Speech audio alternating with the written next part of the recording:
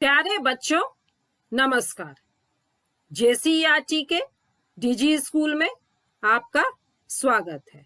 मैं अनुपमा आज आप लोगों के साथ आप लोगों के विज्ञान की पुस्तक विज्ञान की बातें के अध्याय 9 के पाठ 1 हमारी जीवन रेखा पर चर्चा करूंगी। यह इस पाठ का चौथा और अंतिम वीडियो है। आज इस भाग में हम लोग जानेंगे वन संरक्षण, जन आंदोलन। जन आंदोलन में हम लोग चिपको आंदोलन, खूंटी प्रस्तावना और जमुना टुडू, जिन्हें लेडी टार्जन भी कहा जाता है, उनके बारे में जानेंगे। साथ ही हम लोग जंगलों में लगने वाली आग पर भी चर्चा करेंगे। बच्चों, हम लोगों ने हमारे पर्यावरण में वनों के योगदान के बारे में जाना था। अब हम लोग जानते हैं वन संरक्षण के बारे में। पृथ्वी को बचाने के लिए वन का संरक्षण बहुत जरूरी है।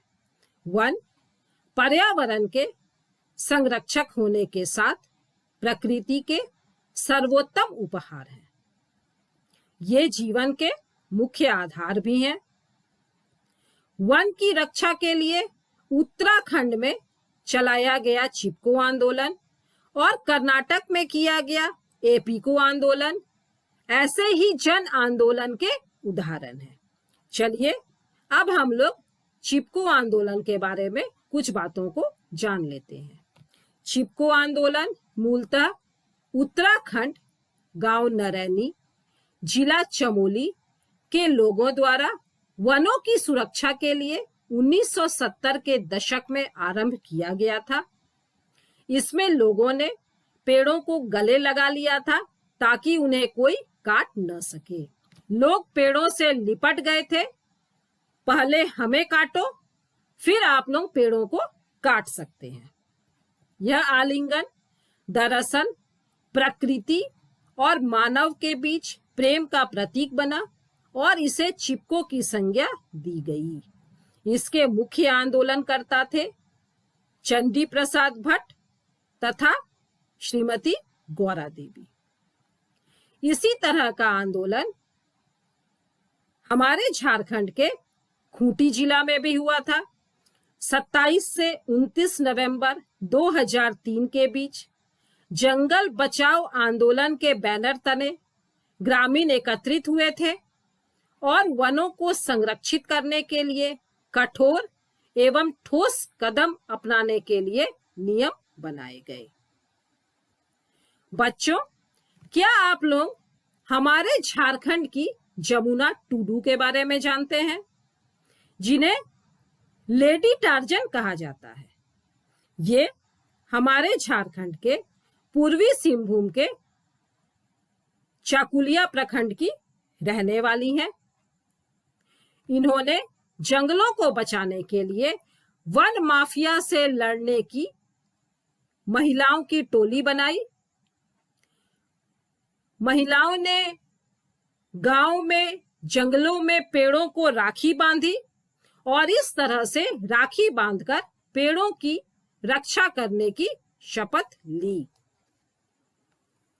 जंगलों को बचाने में उनका बहुत ही महत्वपूर्ण योगदान है। उनके इसी नेक कार्य के लिए उन्हें 2019 में भारत के सर्वोच्च सम्मान पद्मश्री से सम्मानित किया गया। वनों की रक्षा के लिए उन्होंने वन सुरक्षा समिति बनाई है। इसकी शुरुआत उन्होंने 5 महिलाओं के साथ मिलकर की थी और आज इस सुरक्षा समिति में लगभग 5000 महिलाएं काम करती हैं। तो इन्हें हम लोग लेडी टार्जन के नाम से जानते हैं। चलिए अब हम लोग जंगलों में आग किस प्रकार लगती है इस पर चर्चा करते हैं। झारखंड में शुष्क पतझड़ वन की अधिकता पाई जाती है। बच्चों, आप लोग पतझड़ वन के बारे में जानते हैं? पतझड़ वन अर्थात वैसे वन जिसमें वृक्ष एक साथ अपनी पूरी पत्तियां गिरा देते हैं, वृक्षों की सूखी पत्तियां जमीन पर फैली रहती हैं और इस कारण एक छोटी सी चिंगारी भी विकराल रूप धारण कर लेती है और गर्मी के दिनों में आग लगने पर यह समस्या आपदा का रूप ग्रहण कर लेती है। जंगलों में आग लगने की समस्या का एक प्रमुख कारण महुआ तथा साल के बीज संग्रहण है, जिससे मुख्य रूप से मार्च और अप्रैल के महीने में यह घटना घटती है। पर्यटन के कारण भी आग लगने की समस्या उत्पन्न होती है। हम लोग जंगलों में पिकनिक मनाने के लिए जाते हैं, खाना पकाने के लिए आग जलाते हैं और आग को ठीक से बुझाते नहीं हैं। वह आग इधर उधर फैलकर बढ़ जाती है। इसी तरह से बहुत सारे लोग सिगरेट या बीड़ी पीकर भी जंगलों में फेंक देते हैं और इस कारण भी सूखी पत्तियों में आग लग जाती है। धीरे धीरे यह आग फैलती जाती है और विकराल रूप धारण कर लेती है। आग लगने की घटना मुख्यतः उत्तरी, पश्चिमी और दक्षिणी भाग की समस्या है और इससे हमारे झारखंड के 9 जिले प्रभावित हैं, जिनमें मुख्य हैं गढ़वा, पलामू, चतरा, लातेहार, हजारीबाग, पूर्वी एवं पश्चिमी सिंहभूम, सिमडेगा और गुमला। तो बच्चों, यह पाठ हमारा यहीं पर समाप्त होता है। चलिए हम लोग एक बार पुनः दोहरा लेते हैं कि हम लोगों ने इस पाठ में किन बातों को जाना। वनों से हमें अनेक प्रकार के उत्पाद मिलते हैं। वन विभिन्न पौधों, जंतुओं और सूक्ष्म जीवों से मिलकर बना एक तंत्र है। वनों की सबसे ऊपरी परत वृक्ष शिखर बनाते हैं, जिसके नीचे झाड़ियों द्वारा बनी परत होती है। शाक वनस्पतियां सबसे नीचे की परत बनाती हैं। वनों में वनस्पतियों की विभिन्न परतें जंतुओं, पक्षियों और कीटों को भोजन और आश्रय प्रदान करती हैं। वन के विभिन्न घटक एक दूसरे पर निर्भर रहते हैं।